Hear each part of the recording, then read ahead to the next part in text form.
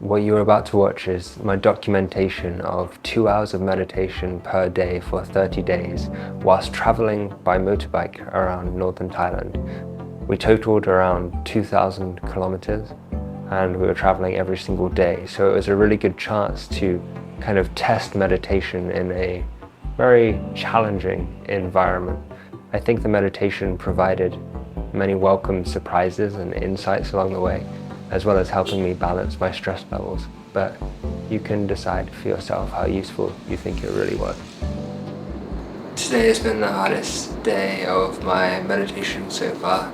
Not because of the meditation being difficult, but because of trying to remain patient throughout the day. There's been a lot of challenges that don't normally come up in everyday life because of traveling. It's very fast paced compared to where we were before in Bali, just like in a space that we recognize, doing one thing at a time. The extra 2 hours a day I'm having to put into meditation doesn't really fit very well around travel, so I'm still trying to work that out. Do you feel that meditation is so bad? I had to move from the chair to here because I can sit on that chair and the concentration is just nowhere. I'm too tired. Yesterday evening, I celebrated New Year's Eve with tens of thousands of people, and for the first time I got to experience what it was like to bring metta into real life. There were lots of people pushing through the crowds. I realized I was getting frustrated, and then I realized actually I want all these people to be happy. We're all here and we're celebrating the new year together, and it just kind of made me realize the difference that living your life in that way might feel on a conscious level, how that might change your conscious to be able to live every day feeling like you want everyone around you, every single person that you meet, to be happy. And it's such a radical change of switch in our brain to think like that, instead of thinking that usual judgments or frustrations, irritations that we find from people in everyday life.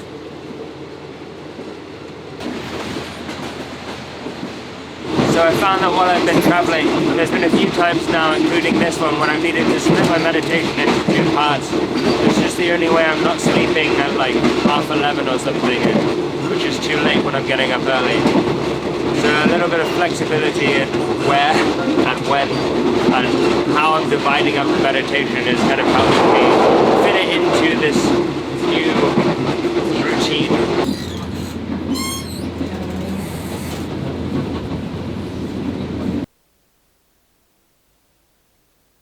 I would say I'm having a mixed experience with the meditation right now. On one hand, it's really helping with some things, and on the other hand, finding 2 hours a day is just not as helpful as 3 hours a day. Today is probably the most stressed I've been in a long time. I've been trying to prepare stuff for a bike trip that me and Hannah are doing, and just the lack of knowing what's going to happen, a lot of variables, a lot of unknowns, and also just trying to get this thing sorted in time because we have limited time in Thailand, and I don't want to spend my days here just trapped in a room planning, which is what's happening today, or what has happened today. So I haven't been able to kind of be aware of that and mindful, and obviously the lack of time is exaggerated by the fact I'm still losing 2 hours every day to meditation. So in these times where the crunch really happens and I just need to get stuff done, it does sometimes feel like meditation becomes a burden rather than something that's helping me. I would much rather have an extra hour's sleep.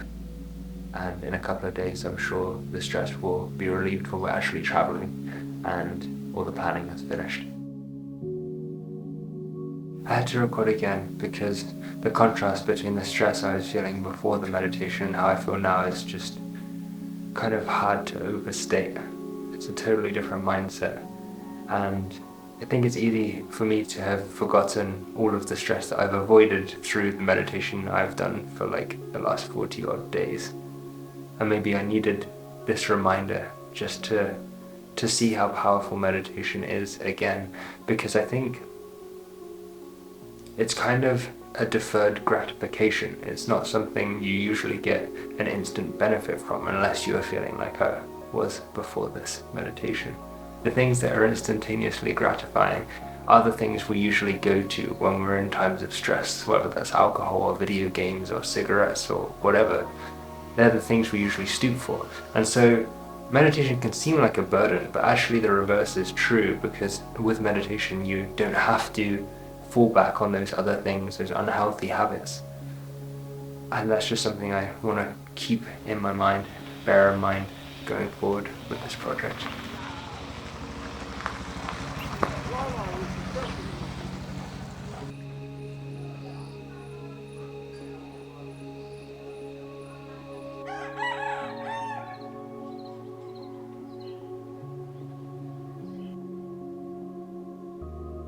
A third of the way through, a third of the way complete.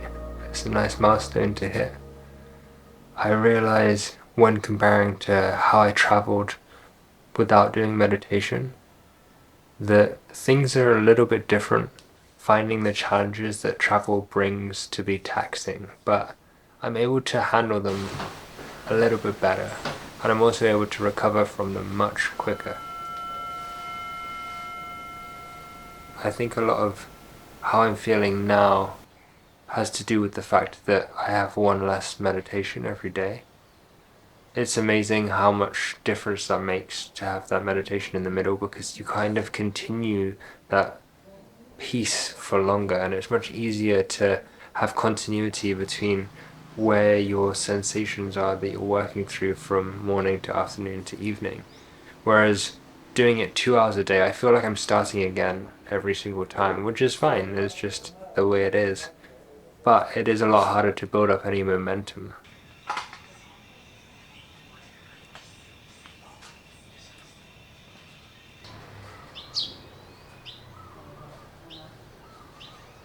The practice has taken a slight turn. I would say that although on the whole I still feel like I have less inner conflict, there is a slow and steady decline in general of the benefits that I'm feeling from the meditation. And I think a big part of that is because the last couple of days we stayed at a commune, and it was a great experience, but really bad for meditating because it was really noisy. Every one of my 4 meditations there was just extremely difficult. I was distracted too often, and because of that I lost a lot of the momentum I had gained. I feel less focused and there's less clarity in my brain. I also noticed that I've kind of given into cravings for coffee and sugary stuff recently. It only just occurred to me while I was doing this, but that's something that wasn't happening before. So I guess I'm less in line with what I really want there, and just reverting to some old habits. I think the noise in general has taught me how important quiet is for the practice, especially when you're only doing 2 hours a day and that's all you've got. My mind has been stirred up a lot because I haven't been able to settle it. The noise has created too many distractions, and through those distractions I'm kind of reacting or not reacting to them, instead of not reacting to my own internal thoughts and the reactions that come out of those.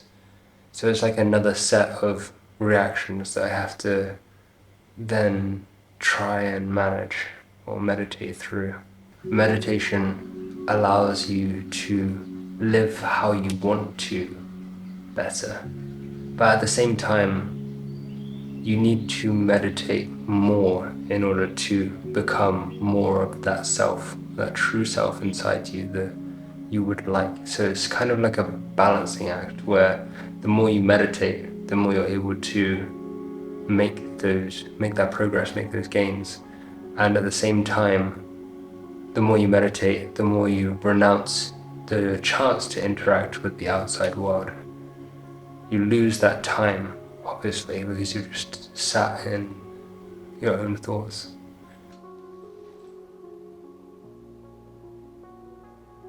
I was thinking and ruminating about how 3 hours of meditation felt versus 2 hours of meditation, and I came to the conclusion that 3 hours felt less burdensome. And the more I thought about that and mulled it over in my head, the less sense it made, because it's literally more time. It's just more of a burden when you look at it objectively. And so then I tried to work out what that meant to me. The conclusion that I came to was that meditation was getting in the way of something really important. I think that something really important was just the need to rest. I kept having this internal conflict in my head about just taking some time out, just taking my mind off the constant editing, traveling, moving rush that has been our life for the last couple of weeks. And saying it like that makes it sound really terrible. It's not, but it is very busy, and there's little time for pure relaxation where you're just not doing anything, because while I'm traveling I'm always filming. And I think noticing this has allowed me to stop a train hurtling towards burnout. I think if I'd just kept going with this and not realized that's the destination that train was going to, and I don't know if I would have realized it if I wasn't meditating. I think through being able to recognize that I was feeling, I guess, unwell on a mental level, and I was deteriorating mentally, allowed me to just take some time to reflect a bit more. And I don't think that's a natural thing to do when you're feeling overwhelmed.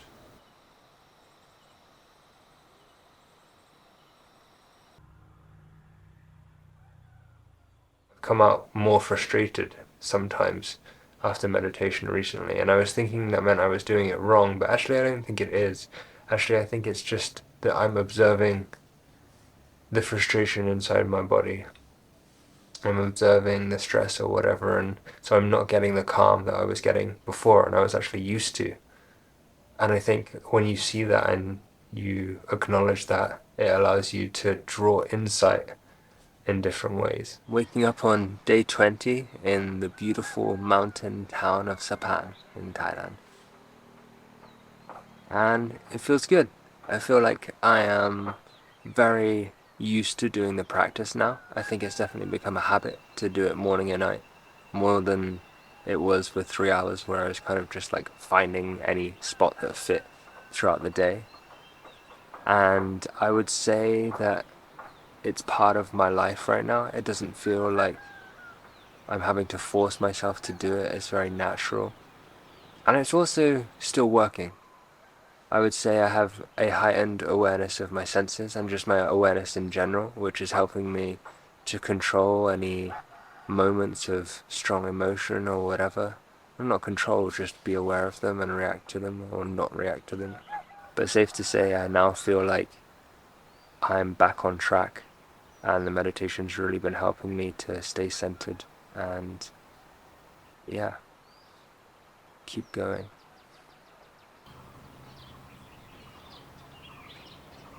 I had a very transformative meditation this morning that I feel is worth sharing. Despite having an awesome sunrise to wake up to, I was for some reason very angry. Halfway through the meditation, I had this kind of urge to just let go of everything. I just kept repeating to myself, relinquish everything.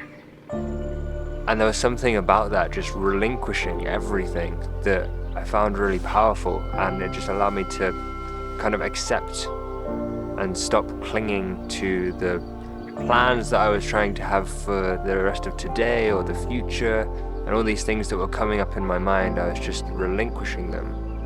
And it did allow me to reach this really peaceful state of mind.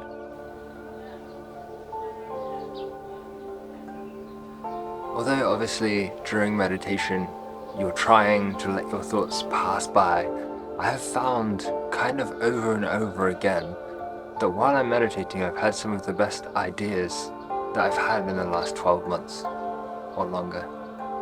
There's something about this process, maybe it's just connecting on a deep level with what you want for your life and yourself and your future and projects, that allows these ideas to come up to the surface. And I don't think it's an accident that these ideas have been happening while I've been meditating.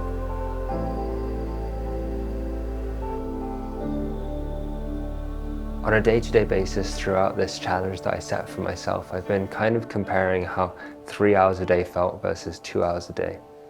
And my initial conclusion was that 3 hours a day felt like I was growing, whereas 2 hours a day felt like I was maintaining some sort of level that I had reached. And on reflection, I don't think this is entirely true. I think there was still a lot of growth that happened while I was looking through my notebook. So I just want to go over some of the points that I'd made throughout this journey, which I think are relevant insights into genuine things that I've experienced and learned along the way. I think the first is something that is quite a new idea for me in general, because I've always felt at home while I've been moving and on the road, and I hadn't realized how much the idea of planning, of not knowing what you're going to do the next day, and what this necessitates in terms of brain power and thoughts was doing to the instability or stability of my mind. I kind of realized that actually stability in your life is a prerequisite for a quiet mind, which was and is a revelation to me, I suppose. I haven't really thought about it like that before, but it makes so much sense when you consider that if you already know where you are in your life, and you have the ability to not think and plan about your next week or your days, then you already have a sense of quiet in that those thoughts aren't going to be rushing around your brain all the time. Another thought that came to my mind is the idea, and this idea really resonates with me, that you never truly own anything in your life apart from your body, yourself. I've lost a few things during the trip. I've been able to remain at peace with that, at peace with losing these items as they've gone, which has not been something that's been easy for me before, because usually when I lose something, I see the work that I'm going to have to put into earning the money to regain that item. But I just kind of was able to detach myself from that by realizing that I should expect to lose everything that I've ever gained, because actually the objects that you have are never going to stay with you until death. The backpack that I keep on my back, the clothes that I have, none of them are going to be with me until the end. And seeing everything in this light has kind of allowed me to adjust to the idea that maybe the things that you own are not actually ever yours, because they will never be with you from birth until death. And with that, I guess I've been able to feel a lot of peace with the idea of losing items, losing objects, losing materialistic things. That in itself has given me, I guess, a sense of freedom in not being tied to the belonging of these objects, which is actually a really nice state to be in, although it might sound strange on the outside, I'm not sure.